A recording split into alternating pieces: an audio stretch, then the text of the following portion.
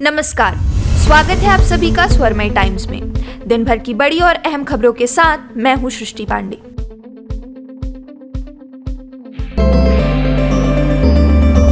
Supreme court के आदेश के बाद ज्ञानवापी मामले में वाराणसी जिला जज की अदालत में आज सुनवाई पूरी हो गई। मामले में कल मंगलवार को अदालत का फैसला आ सकता है। दोनों पक्ष की दलीलें सुनने के बाद जिला जज डॉक्टर अजय कृष्ण विश्वेश की अदालत ने फैसला कल तक के लिए सुरक्षित रखा है। कल न्यायालय की तरफ से बताया जाएगा कि यह मामला आगे सुनवाई योग्य है या नहीं। अब सबकी निगाहें जिला जज की अदालत पर टिकी है। इस मामले में अदालत को 8 सप्ताह में सुनवाई करने का निर्देश दिया गया है। ज्ञानवापी परिसर में मां श्रृंगार गौरी की दैनिक पूजा अर्चना की अनुमति देने और अन्य देवी देवताओं को संरक्षित करने को लेकर दायर वाद की सुनवाई आज हुई। इस दौरान कचहरी परिसर और आसपास सुरक्षा की कड़ी व्यवस्था रही।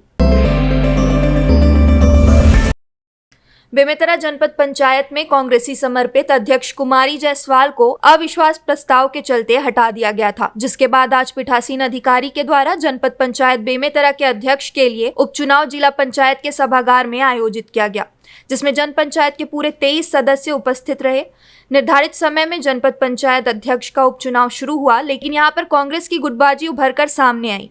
संसदीय सचिव गुरदयाल सिंह बंजारे की ओर से ऋतु साहू को प्रत्याशी बनाया गया, वहीं स्थानीय विधायक आशीष छाबड़ा की ओर से करुणा यदू को प्रत्याशी बनाया गया, जिसके बाद भाजपा समर्पित रेवती साहू निकाले गए सीट से विजय घोषित की गई। सबसे महत्वपूर्ण बात यह है कि बेमेतरा जनपद पंचायत में 23 जनपद सदस्य वाले पंचायत में 18 कांग्रेसी समर्पित जनपद सदस्य हैं, वहीं 5 भाजपा समर्पित जनपद सदस्य हैं। उसके बाद भी आपसी गुटबाजी के चलते कांग्रेसी समर्पित प्रत्याशी की हार हुई, वहीं भाजपा समर्पित प्रत्याशी की विजय हुई। प्रधानमंत्री नरेंद्र मोदी जापान के 2 दिवसीय दौरे के लिए जापान पहुंच चुके हैं। वे 24 मई को टोक्यो में क्वाड शिखर सम्मेलन में भाग लेंगे। आपको बता दें कि पीएम मोदी को जापान प्रधानमंत्री फूमियो किशिदा ने आमंत्रित किया था। इस शिखर सम्मेलन में पीएम मोदी अमेरिकी राष्ट्रपति जो बिडेन और उनके जापानी समकक्ष फूमियो किशिदा के साथ द्विपक्षीय वार्ता करेंगे। इसी के साथ वो अपने ऑस्ट्रेलियाई समकक्ष के द्वारा द्विपक्षीय बैठक भी करेंगे।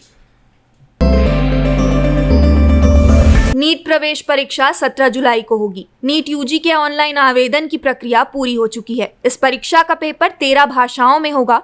इस साल पेपर हल करने के लिए 3 घंटे की बजाय 3 घंटे 20 मिनट का समय मिलेगा, यानी 20 मिनट का अतिरिक्त समय होगा। मेडिकल कॉलेजों में स्नातक पाठ्यक्रमों में प्रवेश के लिए होने वाली नीट यूजी के अभ्यर्थियों को एनटीए की ओर से आवेदन में संशोधन करने का मौका दिया जाएगा। नीट आवेदन करेक्शन विंडो के जरिए छात्र आवेदन में भरी गई सूचनाओं को एडिट कर सकेंगे और कुछ जरूरी दस्तावेज फिर से अपलोड कर सकेंगे। हालांकि परीक्षा आयोजित करने वाली नेशनल टेस्टिंग एजेंसी ने अभी तक शेड्यूल का ऐलान नहीं किया है। केंद्र सरकार द्वारा एक्साइज ड्यूटी कम किए जाने पर पूर्व मुख्यमंत्री रमन सिंह ने आभार जताया है। साथ ही वित्त मंत्री को जनता के हित में लिए गए फैसले पर बधाई दी और कहा जनता को डीजल और पेट्रोल के बढ़ते दाम से राहत मिलेगी। इसके साथ नेता प्रतिपक्ष धर्मलाल कौशिक ने राज्य सरकार एक्साइज ड्यूटी कम करने की बात कही। सस्ता हो जाएगा और डीजल की कीमत में 7 रुपये की कमी आ जाएगी। ये बढ़ती हुई महंगाई के लिए उठाया गया एक बहुत महत्वपूर्ण कदम है। परिवहन से लेकर अन्य क्षेत्रों में पेट्रोल और डीजल का बहुत बड़ा योगदान रहता है।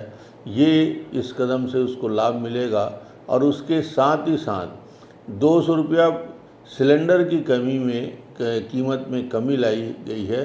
ये गरीबों के लिए बहुत बड़ी राहत है। अब ये मान लें कि 1000 रुपया का गैस सिलेंडर 800 रुपये में मिलेगा।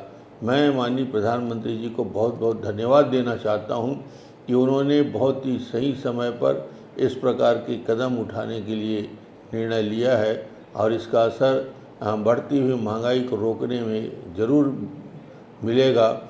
मैं अब आग्रह करूंगा कि केंद्र सरकार ने तो एक्साइज ड्यूटी कम कर लिया, बहुत महत्वपूर्ण कमी लाई है जिसका असर बाज़ार पर पड़ेगा, मगर यदि महंगाई को सही कम करना है तो राज्य सरकारों को तत्काल डीजल पेट्रोल पर वैट इसी मात्रा में कम करना चाहिए ताकि उपभोक्ताओं को कम कीमत पर डीजल और पेट्रोल मिल सके।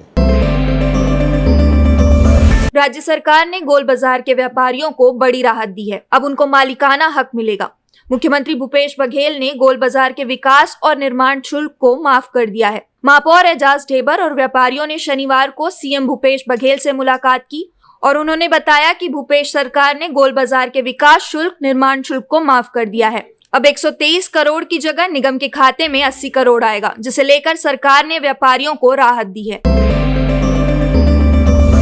मुख्यमंत्री भूपेश बघेल ने प्रधानमंत्री राजीव गांधी की पुण्यतिथि के अवसर पर कहा कि उन्होंने इस मौके पर कई कार्यक्रम आयोजित किए, जैसे राजीव गांधी किसान न्याय योजना, राजीव गांधी भूमि श्रमिक योजना, गोधन न्याय योजना के अंतर्गत लोगों को राशि वितरण की गई। इसी के साथ हमने अपना पहला कंसाइनमेंट पूरा कर लिया है। राजनांदगांव की महिला स्व सहायता समूह की महिलाओं ने जो फूलों से गुलाल बनाया है, आज उसे इटली भेजा जा रहा है। अनेकों कार्यक्रम आज हो रहे हैं।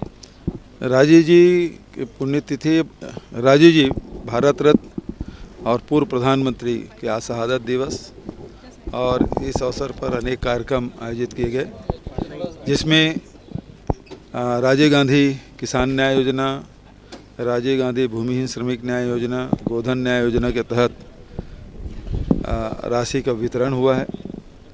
और उसके साथ साथ आज पहला कंसाइनमेंट जो स्व सहायता समूह राजनांदगांव और दुर्ग के महिलाओं ने फूलों से जो गुलाल बनाया है, उसे विदेश भेजा जा रहा है। तो ये पहला ये कंसाइनमेंट है और इसके हरी झंडी दिखा के मैंने रवाना किया है। महासमुंद के पटेवा पुलिस ने वन परिक्षेत्र लोहारडी के जंगल से हिरण का शिकार कर ले जा रहे 4 आरोपियों को गिरफ्तार कर वन विभाग को सौंप दिया। शनिवार सुबह पटेवा थाना प्रभारी गश्त पर निकली थी, तभी उन्हें एक मोटरसाइकिल पर शकील खान, जमील खान नजर आए। पुलिस को देखते ही दोनों आरोपी भागने का प्रयास करने लगे। पुलिस को संदेह होने पर उन्हें रोककर पूछताछ की गई और तलाशी लिए जाने पर उनके मोटरसाइकिल में रखी बोरी में हिरण मृत हालत में पाया गया। पूछताछ पर आरोपियों ने बताया कि 4 लोग मिलकर हिरण का शिकार करने लोहारडी के जंगल गए थे। पटेवा पुलिस ने शकील खान और जमील खान के 2 अन्य साथियों को भी गिरफ्तार कर लिया। आरोपियों के पास से हिरण शिकार करने का अत्याधुनिक नाइट विजन बंदूक सहित हिरण बरामद किया गया। पुलिस ने आरोपियों को वन विभाग को आगे की कार्यवाही करने के लिए सौंप दिया है। राजधानी रायपुर में एक मामला सामने आया है, जहां बीती रात एक गुंडे बदमाश ने पुलिस जवान पर ही जानलेवा हमला कर दिया। बदमाश के हमले से जवान गंभीर रूप से घायल हो गया। प्रत्यक्षदर्शियों के मुताबिक बीती रात रायपुर इलाके में डीडी नगर थाने के पेट्रोलिंग पर तैनात गजेंद्र साहू अपने साथियों के साथ इलाके में गश्त पर था और चाय पीने रायपुरा ओवरब्रिज के पास स्थित एक ढाबे पर गया हुआ था। तभी वहां पर इलाके का बदमाश हर्ष शुक्ला भी नशे की हालत में मौजूद था। इस दौरान बदमाश आरक्षक को देखकर उससे विवाद करने लगा। दोनों के बीच विवाद इतना बढ़ा कि शातिर बदमाश ने अपने साथ रखे चाकू से आरक्षक गजेंद्र साहू पर जानलेवा हमला कर दिया। हालांकि आरक्षक ने उसके कई वार का बड़ी ही बहादुरी से सामना किया, लेकिन इसी बीच आरोपी बदमाश ने उसके हाथ पर कई वार कर दिए, जिससे उसके हाथ की नस कट गई। उत्तराखंड में बसे केदारनाथ धाम में सुबह से बर्फबारी और बारिश के कारण वहां ठंड बढ़ गई है। मौसम भी खराब हो चुका है। इसके बावजूद भी भीषण ठंड में केदारनाथ धाम में दर्शन के लिए बड़ी संख्या में श्रद्धालु मौजूद हैं।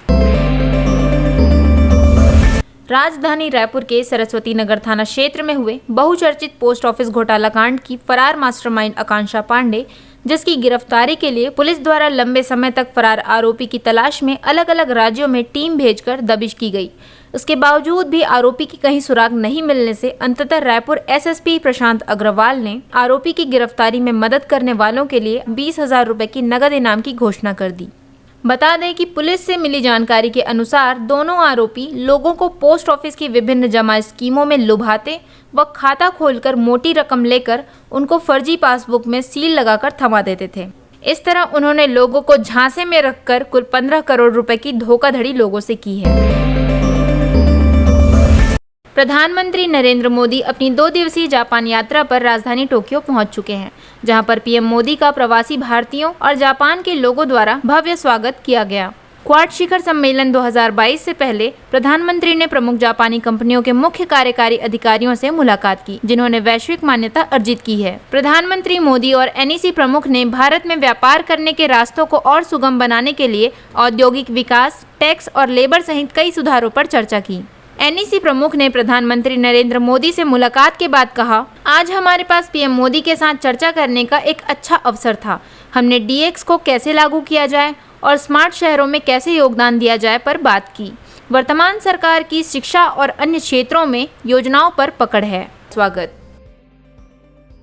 पूर्व विधायक आरंग नवीन मार्कंडे द्वारा वीडियो क्लिप सोशल मीडिया पर जारी किया गया है, जिसमें विकासखंड आरंग में कृषकों को विक्रय हेतु गोठान के माध्यम से भंडारित वर्मी खाद की गुणवत्ता की शिकायत की गई है, जिसके लिए टेकारी समिति में भंडारित वर्मी खाद की जांच हेतु जांच दल गठित किया गया है, जिसके बाद उर्वरक निरीक्षक द्वारा 3 दिन के अंदर जाँच प्रतिवेदन प्रस्तुत करने के निर्देश दिए हैं। फिलहाल उपरोक्त स्टॉक के विक्रय पर रोक लगा दी गई है। राजधानी रायपुर के गोबरा नवापारा थाना क्षेत्र में बुजुर्ग महिला की हत्या का मामला सामने आया है। बताया जा रहा है कि मृत महिला केसरबाई निषाद नवापारा थाना इलाके के लखना गांव में रहती थी। आसपास के लोगों ने जब देर सुबह तक महिला को बाहर नहीं देखा तो इसकी सूचना पुलिस को दी। मौके पर पहुंचकर पुलिस ने जांच और कार्यवाही शुरू कर दी है। रायपुर शहर एएसपी ताकेश्वर पटेल ने बताया कि जानकारी मिलते ही पुलिस की टीम ने शव का पंचनामा कर पोस्टमार्टम के लिए रवाना कर दिया है। उन्होंने बताया कि शॉर्ट पोस्टमार्टम रिपोर्ट में गला घोंटकर हत्या किया जाना पाया गया है, जिसके आधार पर अपराध पंजीबद्ध कर आगे की कार्यवाही की जा रही है। गोबरा नयापारा थाना क्षेत्र का मामला है। इसमें केसरबाई निषाद 57 वर्षीय महिला थी, घर में अकेले रहती थी, बेवा है और इसकी बेटी की शादी हो चुकी है। रात्रि में खाना वाना खा के सोई थी। उसके बाद सुबह जब दरवाज़ा नहीं खोली तो आस पड़ोस वाला देखा गया और मृत पाई गई। पुलिस को सूचना मिलने पर शव का पंचनामा किया गया, पोस्टमार्टम कराया गया और पोस्टमार्टम रिपोर्ट में 60 PM रिपोर्ट में गला घोंटकर हत्या करने की पुष्टि हुई है। इसमें हत्या का अपराध पंजीबद्ध कर लिया गया है। आरोपी अभी अज्ञात है। आरोपी का पता तलाश के लिए इसमें विवेचना टीम लगी हुई है। सर, किसी से दुश्मनी वगैरह? नहीं, अभी ऐसी कोई जानकारी नहीं मिली है। इसमें हमारी टीम पतासाजी में लगी हुई है। दंतेवाड़ा में मां दंतेश्वरी को 11,000 मीटर की चुनरी चढ़ाकर एक विश्व कीर्तिमान बनाया जा रहा है। ये चुनरी कहीं और नहीं, दंतेवाड़ा की गारमेंट फैक्ट्री में महिलाओं ने बनाया है, जिसे 23 मई को सीएम भूपेश बघेल मां दंतेश्वरी को समर्पित करेंगे। आपको बता दें कि डेनेक्स गारमेंट फैक्ट्री की करीब 300 महिलाओं ने मिलकर इस चुनरी को तैयार किया है।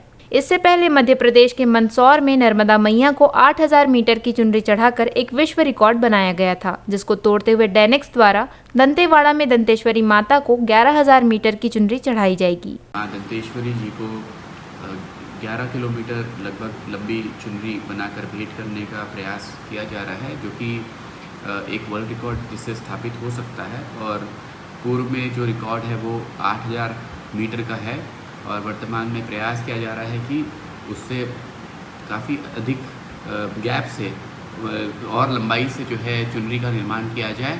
और माननीय मुख्यमंत्री जी के प्रवास के दौरान उनके द्वारा ये माई जी को भेंट करवाने का जो है प्रयास किया जा रहा है। राजधानी रायपुर में देर रात बिना इजाजत के डीजे और धुमाल बजाने पर रोक लगा दी गई है, पर लोग अभी भी नहीं सुधर रहे हैं। अभी हाल ही में रायपुर पुलिस ने इस मामले पर बड़ी कार्यवाही करते हुए 7 वाहनों को जब्त कर लिया है। ये सभी डीजे बारात के दौरान सड़क पर बिना अनुमति के एवं तेज आवाज में बजाकर ध्वनि प्रदूषण कर रहे थे। आपको बता दें कि इस तरह की कार्यवाही लगातार जारी रहेगी। ध्वनि प्रदूषण को लेकर अलग अलग सामाजिक संगठनों ने बीते दिनों कलेक्टर सौरभ कुमार व एसएसपी प्रशांत अग्रवाल से मिलकर इन सब के खिलाफ कार्यवाही करने के लिए ज्ञापन सौंपा था। तो बिना अनुमति जो तेज आवाज़ बनाने वाले जो सड़कों पर जो एक प्रकार के वाहनों पर डीजे और धुमाल है, इस पर जो है कल माननीय जो न्यायालय है जो उनके द्वारा निर्धारित मानक है उसका उल्लंघन किए जाने पर कल कोलाहल अधिनियम के तहत रायपुर पुलिस की टीम के द्वारा कार्रवाई करते हुए 7 स्थानों पर जो डीजे धुमाल पार्टी जो है वाहन वाले उन्हें कार्रवाई की गई उनके ऊपर अभी, और आगे भी इस प्रकार की कार्रवाई जो है जारी रहेगी। छत्तीसगढ़ के मुख्यमंत्री भूपेश बघेल ने पेट्रोल और डीजल के दामों पर केंद्र सरकार द्वारा की गई कटौती का स्वागत किया और इसी के साथ उन्होंने कहा कि इसको यूपीए सरकार के वक्त जैसा ही कर दिया जाए और पेट्रोल और डीजल पर 4% अतिरिक्त उपकर को पूरी तरह से खत्म करने की मांग भी की। आपको बता दें कि केंद्र सरकार ने 21 मई को पेट्रोल पर उत्पाद शुल्क में 8 रुपये प्रति लीटर और डीजल पर 6 रुपये प्रति लीटर की कटौती की थी। देश प्रदेश की सभी बड़ी खबरों से जुड़े रहने के लिए हमारे YouTube चैनल को लाइक, शेयर और सब्सक्राइब करना ना भूलें और लेटेस्ट खबरों के लिए बेल आइकन को प्रेस करें।